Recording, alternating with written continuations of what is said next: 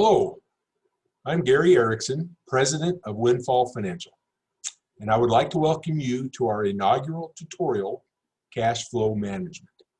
Why are we starting with cash flow management? So here's the top of the mind concept I want you to remember through this tutorial. We need to stabilize cash flows and anticipate funding needs to avoid panic. And remember, ultimately, in the end, when you go to sell your business, buyers buy cash flow. Otherwise, it's just an asset sale. So a little background.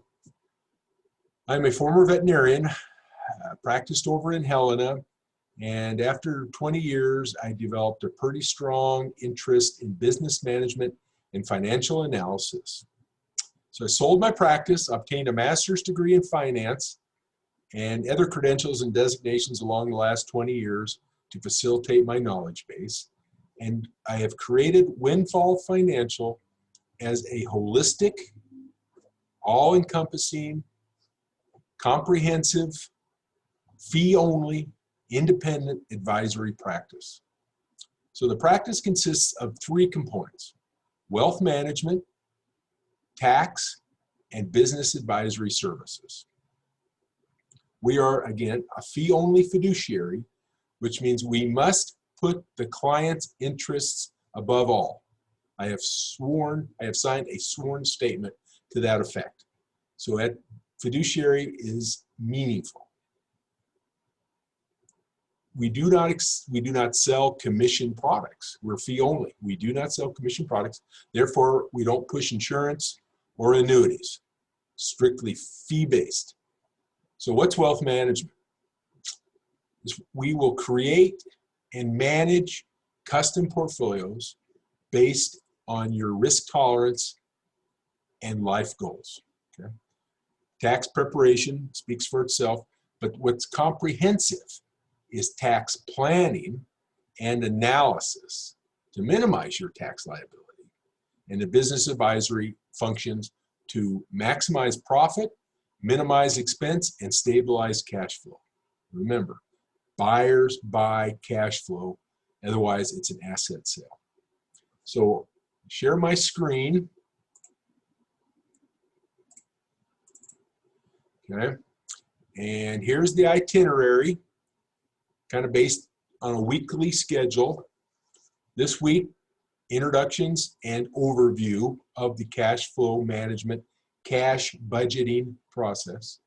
Next week, the week 12-8, sales forecasting and collections. 12-15, purchases and payments. 12-22, collections and disbursements. 12-29, calculating the ending cash balance. That's what we're shooting for. We're going to show you how to anticipate sales, purchases and payments, collections, so we can get to the ending cash balance. Because that's where that's the number we're going to use to anticipate financial need. And then at the end, the week of January 12th, how to obtain short-term financing to avoid financial panic. Because if you can't make payroll, or if you can't make payroll taxes, I can guarantee you, if you don't make payroll taxes, the IRS is going to be on your doorstep, and they're very strict about payroll taxes. Okay, so quick overview. The statement of cash flows, the cash budget, summarizes the changes in the firm's cash balance. And the basic equation is going to be, just like a checkbook or anything else, your beginning cash balance plus cash inflows, which is going to be basically income from operations. We're going to keep this very simple to start. Less cash outflows, which are your expenses from operations. And that equation will give us the ending cash balance. Cash inflows can consist of, if we get more complicated, cash flow from operations, which is your normal business operations, normal business income. Cash flows from investing, which is buying, in most businesses, buying and selling long-term assets, equipment, and property. And cash flows from financing, which is where we're going to get into if we need to maintain certain cash balances to function, we're going to anticipate what our shortage is going to be and set up a system to obtain short-term financing to avoid the cash panic. Let's see. Cash flow statements can be as complicated and detailed as you wish. We're going to start out very simply, and however, in time. At this time, we're going to try to keep it simple so you can't understand the concept. You can get as detailed and complicated as you wish. And I don't know your Excel. We do everything in Excel spreadsheets. I am not aware of what your Excel proficiency is. So you can email me at the address I gave on the sheet here, Gary@windfallfinancial.com. And if you want me to go into more detail with Excel and formatting, equation generation, etc., things like that. And if you don't have access to Excel, you can do this same work with paper and a calculator if need be. That's how I started, is with the old graph paper and a page per income for the day, expenses, and a summary sheet, and anticipating cash flows from there. But that was back, 1985 or before then. So if you go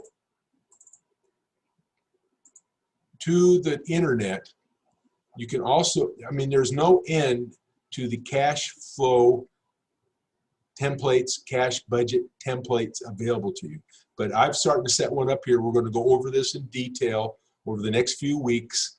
But here it is in one fell swoop: beginning cash flow plus income less expenses equals your net income.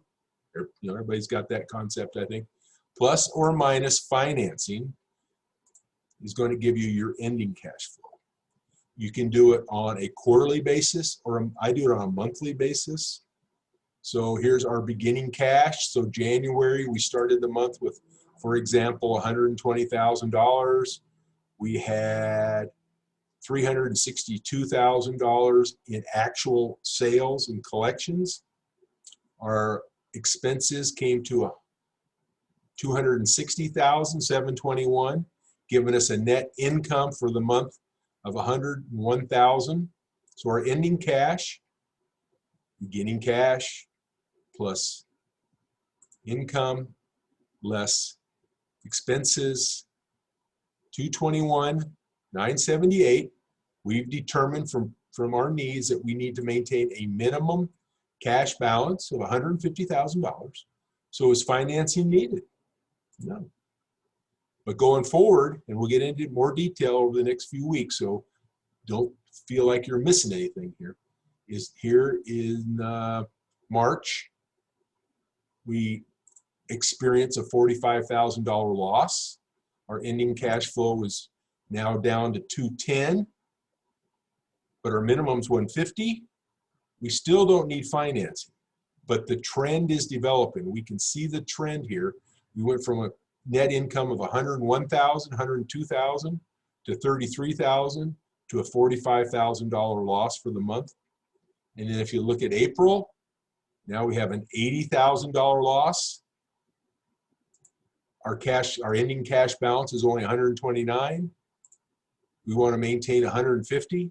So now, yes, we need financing for this month.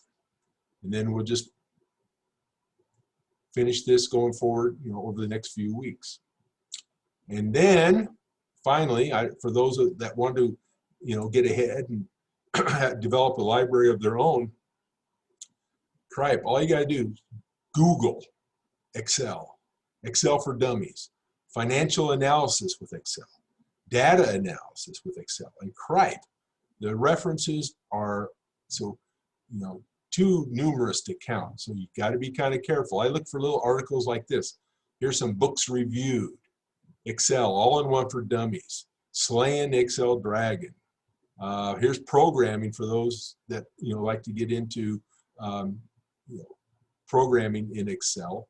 Charts are great if you're a visual person. Here's Excel Bible. Here's the book I'm using. I don't know how old this book is. I've got a whole shelf of books on Excel because, like I said, I went through financial analysis and my background. This is copyrighted 1996. And this is the book, this is my go-to book, 1996, because things don't change that much with Windows, Office. So you don't have to have the, greatest and the latest, but there's some books I have very specific on data analysis, very specific on functions used, very, very specific on charts you can create and how. So there's no shortage of references and resources available. But so the point of all this is to kind of give you a taste for what's possible and how important cash budgeting is.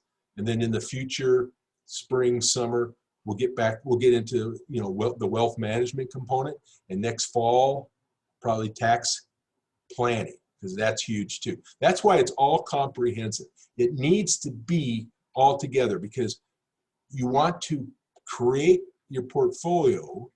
You don't want to spend all your income created from your portfolio on taxes. We want to minimize taxes. And people say, well, we incorporate tax planning into our portfolio creation. But if you don't prepare taxes, you don't know the tax code. So you're kind of going off half-cocked. How do you minimize tax liability, creating customizing portfolios if you don't prepare taxes? And then business advisory, again, I've owned my own businesses since 1985.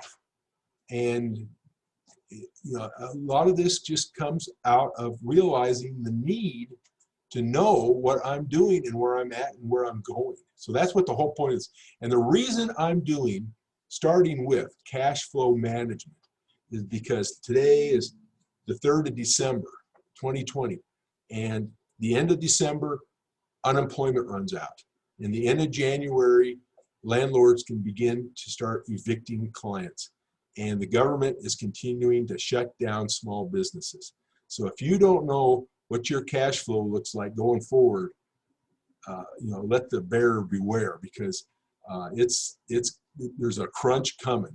And that's why I am starting with cash flow management, because you want just to keep your head above water, know where you're at, know where you're going, know what's coming, and anticipate any downturns you may need to manage now before the banks stop.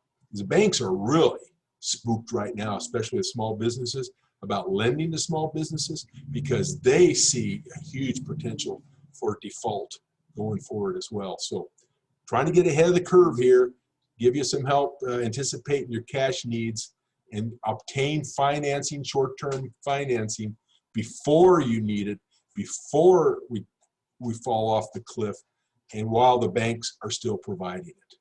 So that's it. That's it for today. And next week we'll start with sales forecasting and collections. So I appreciate feedback, Gary at windfallfinancial.com, and let me know what you want to see more of, what I went into too much detail about. If I talk too fast, you can't understand what I'm saying, I'm going to get a microphone. I think that'll improve the recordings audio. But like I said, this is our inaugural tutorial. I used to give live seminars, and because of COVID, obviously I can't meet people in person anymore. So this is going to be my attempt to educate, the community and offer my services to those who think I can be of service. So appreciate you tuning in, and like I said, let me know what you think. Thanks a lot. Have a good night.